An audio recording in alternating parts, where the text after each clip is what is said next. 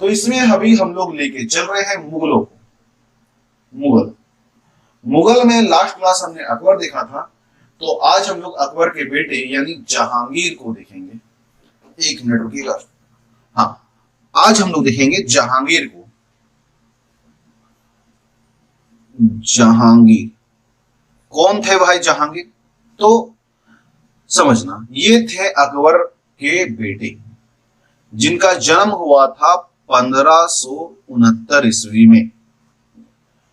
इनकी मां का नाम था मरियम उज्जमामी या हरका बाई के नाम से भी जानी जाती है। हरका बाई के नाम से भी जानी जाती है। तो जब अकबर का मृत्यु हुआ तो नसीरुद्दीन मोहम्मद जहांगीर बादशाह शाही की उपाधि से ये व्यक्ति गद्दी पर बैठ गया। समझे बात? जब अकबर का मृत्यु हुआ तो 24 अक्टूबर 1605 ईस्वी को ये जहांगीर नसीरुद्दीन मोहम्मद जहांगीर बादशाह शाही की उपाधि से गद्दी पर बैठता है। इसका खूबी ये था कि इसे न्याय में, जस्टिस में बड़ा विश्वास था। ये बड़ा ही लिबरल व्यक्ति थे।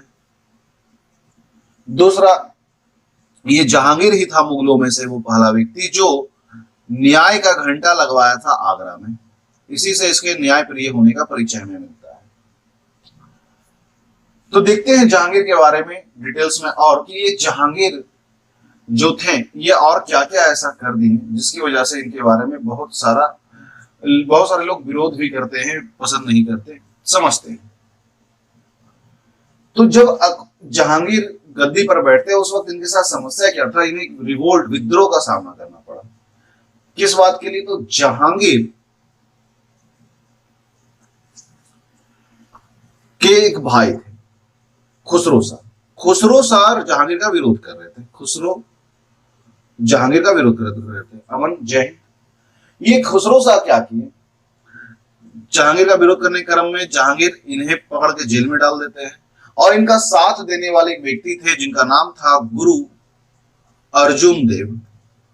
अर्जुन देव, ये गुरु अर्जुन देव को जहांगीर अंधा कर दिए थे, ये फांसी दे दिए थे और अपने भाई खुसरो को अंधा कर दिए थे। जहांगीर अपने भाई खुसरो को अंधा कर दिए थे और गुरु अर्जुन देव को फांसी दे दिए थे। तो इस कारण से बहुत सारे लोग इनको पसंद भी नहीं करते, इनके इन सब चीजों की वजह से। समझिए स्टार्टिंग के लाइफ पीरियड को जहांगीर जब गद्दी पर आया तो वो अपने एक नीति घोषित किया। इसका नाम था दस्तूर उल अम्ल का। इसमें क्या था? सबसे पहला बोले क्या कि ना करों को बैन करो, टैक्स को बैन करना। कौन सा टैक्स? तो जकात और तमगा कर। जकात और तमगा को बैन कर दिए। दूसरा क्या किया? बोले चोरी डकैती के संबंध में नियम बना दिए। बोले अगर कोई व्यक्ति का मृत्यु हो जाता है तो मृत्यु के बाद अगर सपोजेड उस व्यक्ति का कोई उत्तराधिकारी नहीं है तो उस व्यक्ति का सारा संपत्ति गवर्नमेंट का हो जाएगा, राजा यानी सरकार का हो जाएगा।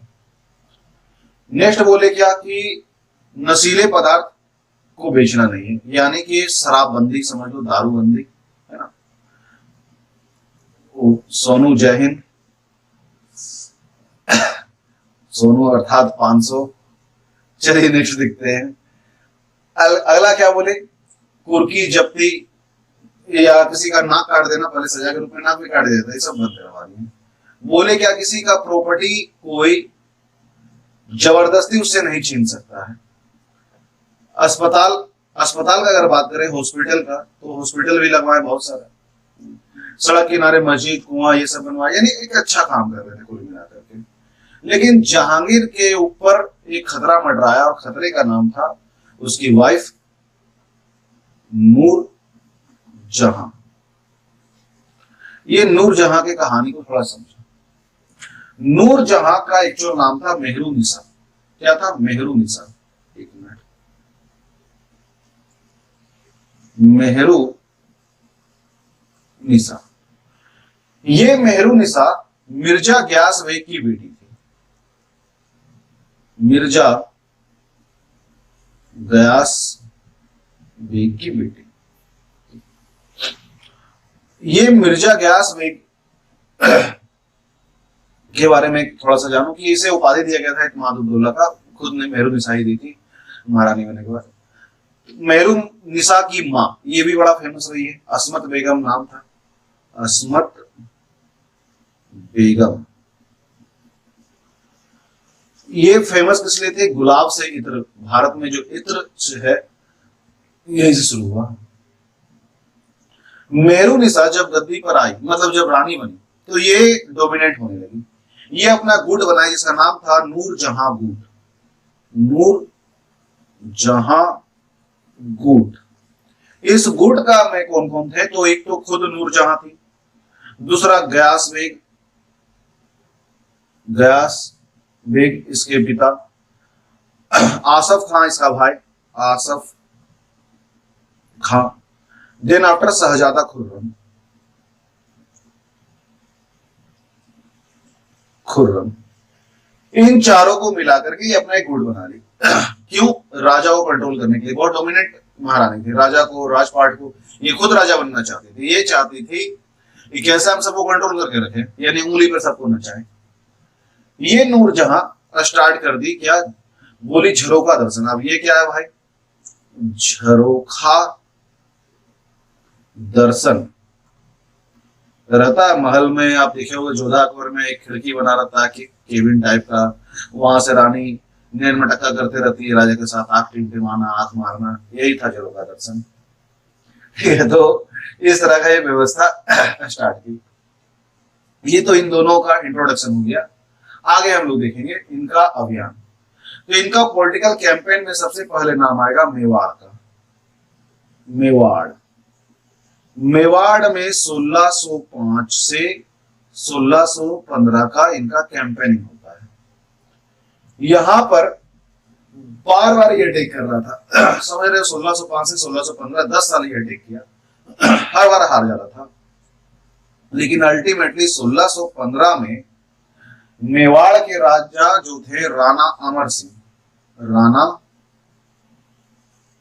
अमर सिंह, राणा अमर सिंह हथियार डाल दी, विड्रॉ कर दी। दूसरा, जहांगीर जो था वो क्या किया? मेवाड़ के सारे एरिया को अपने अंडर ले लिया। लेकिन राणा अमर सिंह जो अच्छे से व्यवहार किया, हथियार डालने के बाद जहांगीर ने उसके साथ अच्छा व्यवहार किया। वो क्या किया? सारा का सारा मेवाड़ रिटर्न कर दिया महाराणा अमर सिंह, राणा अमर सिंह को। बोला कि ठीक है आप रखो, कोई दिक्कत नहीं है। दूसरा, राणा को मुगल दरबार में बोला कि आप आना चाहो तो आ सकते हो, नहीं आना चाहो तो मत आओ। आपको मुगलों के साथ वैवाहिक संबंध बनाना है तो बनाओ, नहीं बनाना है तो मत बनाओ, आप फ्री हो। इनफैक्ट राणा अपना बेटा जो था, राणा का बेटा, वो भेज के, बेटे का नाम था कर्ण, राणा अमर सिंह के बेटे का नाम था कर्ण। कर्ण को राणा खुद भेजे कि जाओ मुगल दरबार, इतना अच्छा ट्रीटमेंट दिया है भाई जहांगीर, अच्छे से तुम भी ट्रीटमेंट करो। यानी दोनों साइड से एक अच्छा रिलेशन बना हुआ था। बाद में अलग बात है खराब होगा, अच्छा रिलेशन बना हुआ था। चूंकि मेवाड़ को जहांगीर जीत लिया था, इसी जहांगीर के टाइम में जहांगीर का बेटा जीता था। कौन? तो इसे जीत रहा था खुर्रम। खुर्रम, इसी कारण से जहांगीर ने इस खुर्रम को उपाधि दिया। ठीक है, इस खुर्रम को उपाधि दिया। कौन सा उपाधि? तो शाह का, शाह। तो अब यहां पर जहांगीर शाह कहलाने लगा। ठीक है, दूसरा हम लोग देखते हैं कांगड़ा। एक ये रिवोल्ट यानी कि उसका विजय क्या अभियान था किसका? एक्चुअली में यहां पर जहांगीर भेजा, जीतने वाला खुर्रम था, जो शाह बना आगे शाहजहां बनेगा। अगला कैंपेनिंग था कांगड़ा। कांगड़ा 1620 में। कांगड़ा में शहजादा खुर्रम गया, शहजादा खुर्रम वर्सेस कांगड़ा। इसे भी जीत लिया। कांगड़ा कहां भैया? हिमाचल। हिमाचल में आज तो कोई रूल नहीं कर पाया था, ये पूरा मुगल में कोई नहीं कर पाया, मौर्यों में नहीं कर पाया, कोई नहीं कर पाया था। उस हिमाचल को ये जीत गया शाहजहां। तो शाहजहां सच में काबिल तारीफ व्यक्ति होगा इसकी नजर में। तो यहाँ पर इसे और खुश खुश हो गया जहांगीर इससे। बोला ठीक है, अगला उत्तराधिकारी तेरा नंबर आ रहा बेटा। अब चलते हैं south India. South India, south India में क्या क्या कैंपेन हुआ उसे अब हम लोग देखेंगे और समझेंगे। देखो,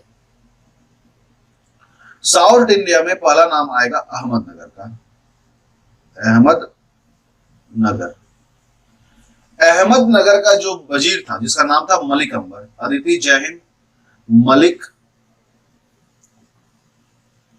अंबर। तो अहमदनगर का वजीर मलिक अंबर यहां पर रूल कर रहा था। जब 1617 में शाहजहां की तरफ से अटैक हुआ इस पे, जहांगीर के भेजा था शाहजहां को। शाहजहां जब यहाँ पर अटैक करता है तो संधि कर लिया मलिक अंबर, बोला क्या मुगलों से पंगा लेना, संधि कर लिया। फिर आगे गया आदिल शाह जो कि बीजापुर का शासक था, वहां पर आदिल शाह भी से बीजापुर वाला भी से बहुत सारा उपहार दिया। ठीक है, यहीं पर जब खुर्रम वापस आया तो अब ये जो शहजादा खुर्रम था उसे शाह जहां का उपाधि जहांगीर ने दे दिया, क्योंकि ये साउथ भी जीता। फिर क्या होता, कुछ दिन बाद मलिक अंबर के मन में लालच आया, बोला कि नहीं हम तो भैया इसके अंडर नहीं आएंगे। मलिक अंबर 1620 में रिवोल्ट कर दिया, बोला हम मुगलों को अपना स्वामी नहीं मानते, मुगलों के अधीनता हम नहीं स्वीकार करेंगे। बोला चलो ठीक, अब क्या किया जाए। अब 1622 का टाइम है। 1622 में क्या होता है, खुर्रम के रिवोल्ट के कारण यहां पर एक तरफ तो कोई यहां पर संधि करा लिया, 1620 में संधि हो गया, वापस से अहमदनगर मुगलों के हाथ में आ गया, चल रहा था।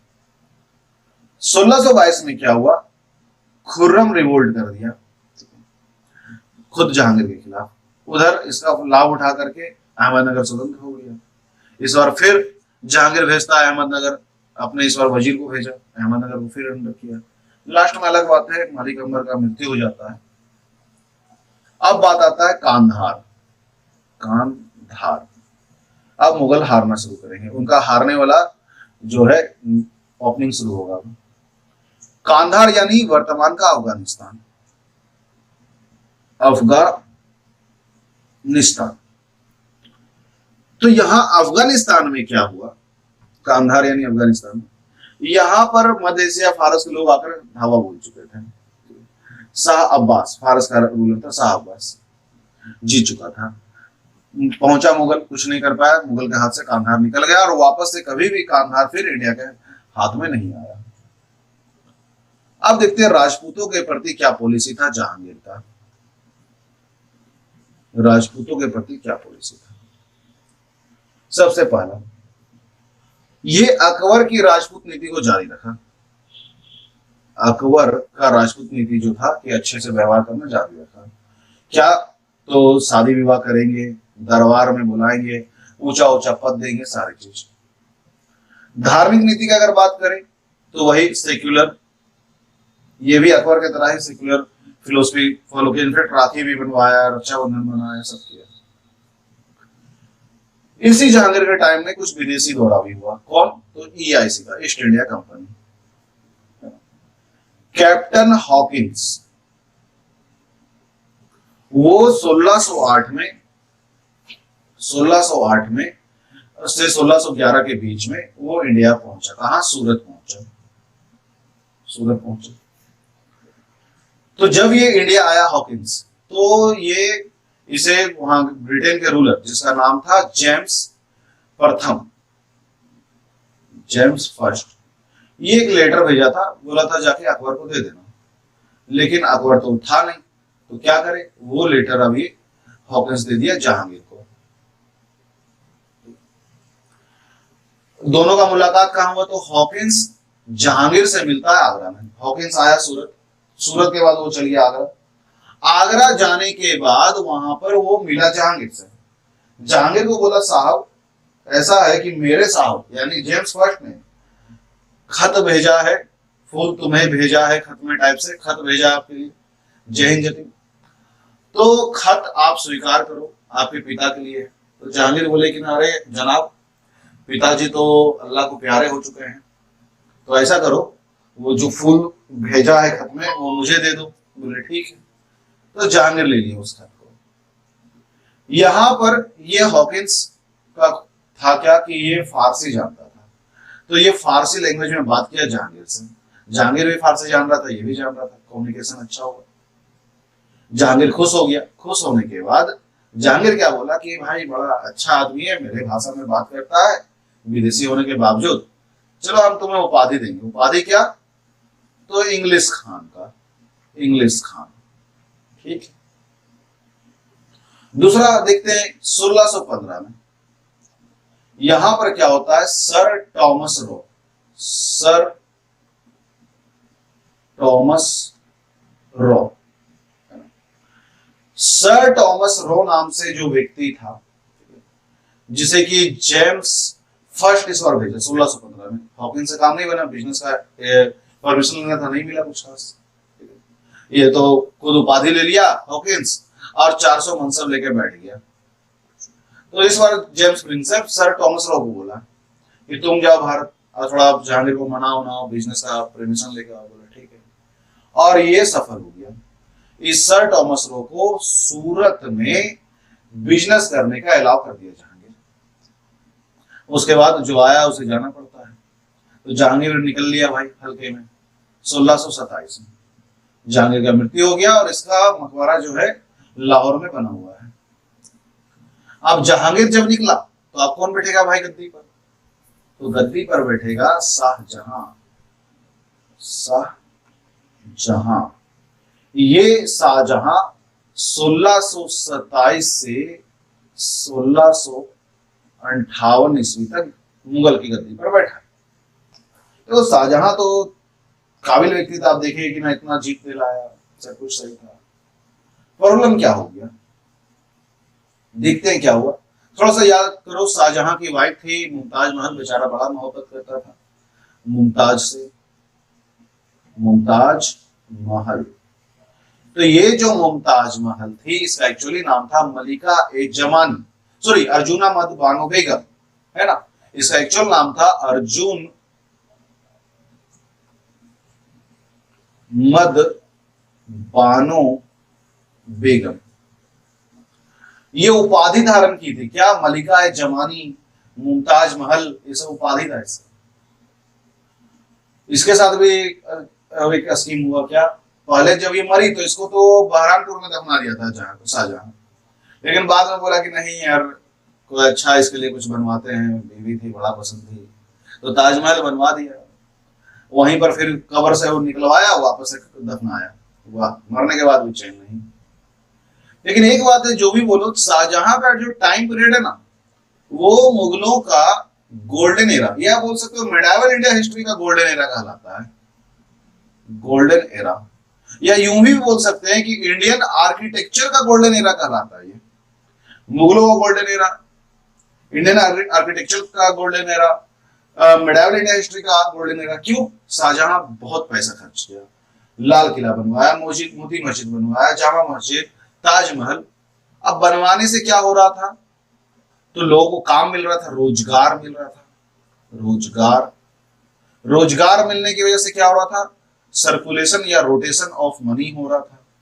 रोटेशन ऑफ मनी, अब जैसे मान लो किसी मजदूर को रोजगार मिला, पैसा आया, पैसा आने के बाद क्या करेगा, कपड़ा खरीदेगा, तो कपड़े वालों को फायदा हुआ, अच्छा अच्छा खाना खाएगा, खाना बेचने वालों को फायदा हुआ।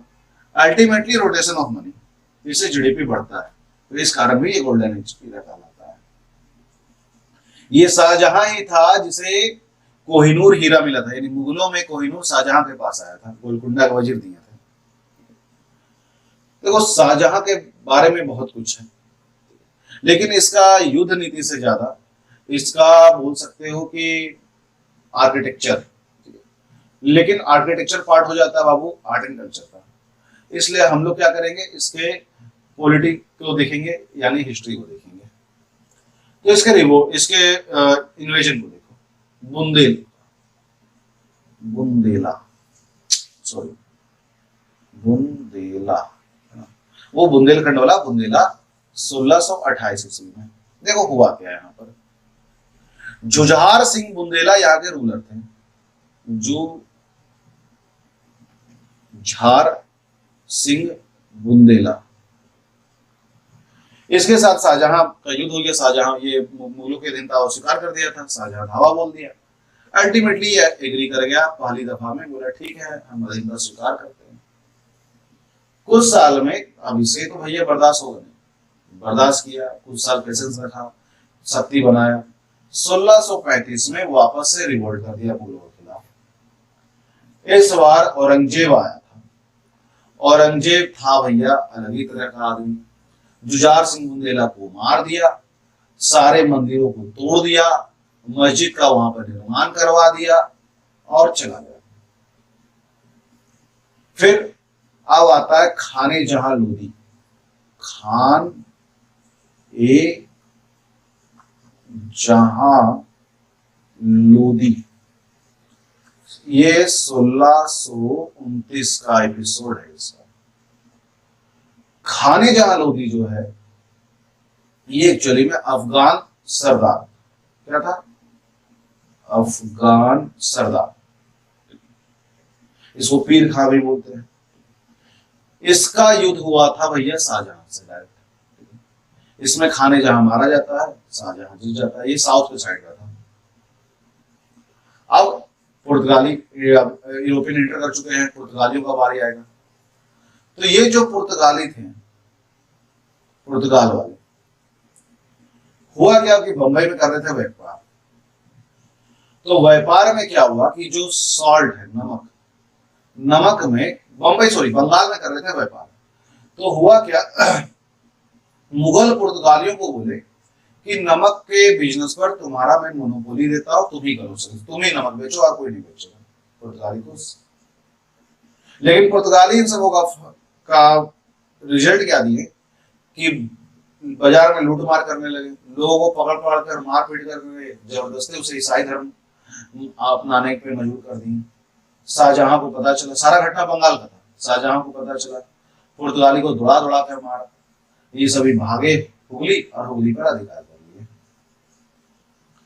अब बारी आता है सिखों का।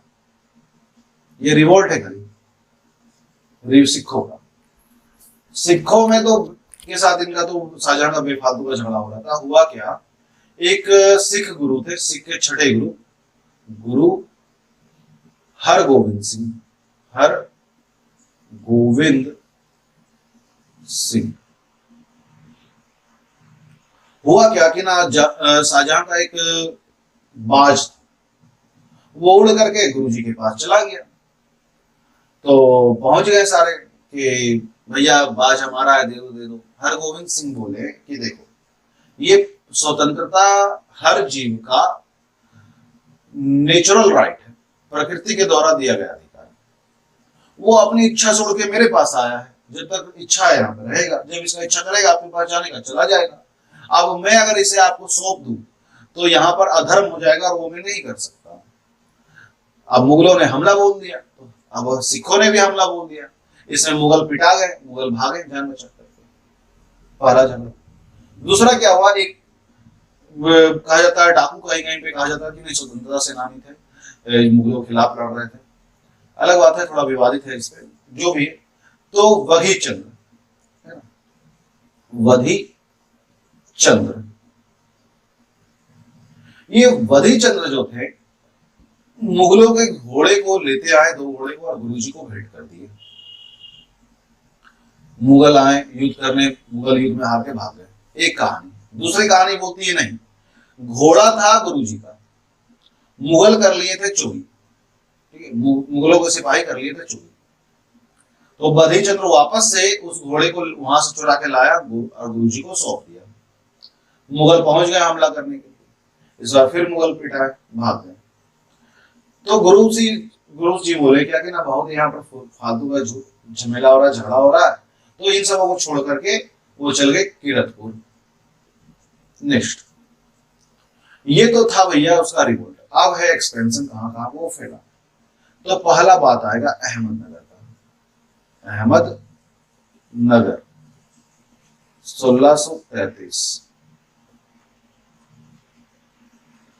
हुआ क्या, अहमदनगर के शासक मुर्तजा निजाम शाह, मुर्तजा निजाम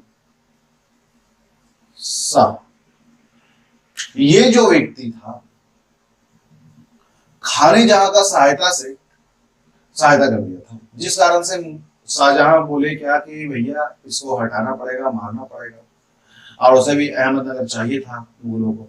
बहुत बार खाने जहां से इन सब का युद्ध हुआ था, यानी जो अहमदनगर के शासक मुर्तजा निजाम साहब और खाने जहां, ये हेल्प कर दिए थे खाने जहां और खाने जहां इनका हेल्प, यानी दोनों एक दूसरे का हेल्प किया। जिस कारण से शाहजहां क्या किया था, महावत खां के नेतृत्व में अटैक कर दिया था और अटैक करके अहमदनगर को जीत लेता है, मुगल साम्राज्य में मिला लेता है। अल्टीमेटली मुगल में ये शामिल हो गया एरिया।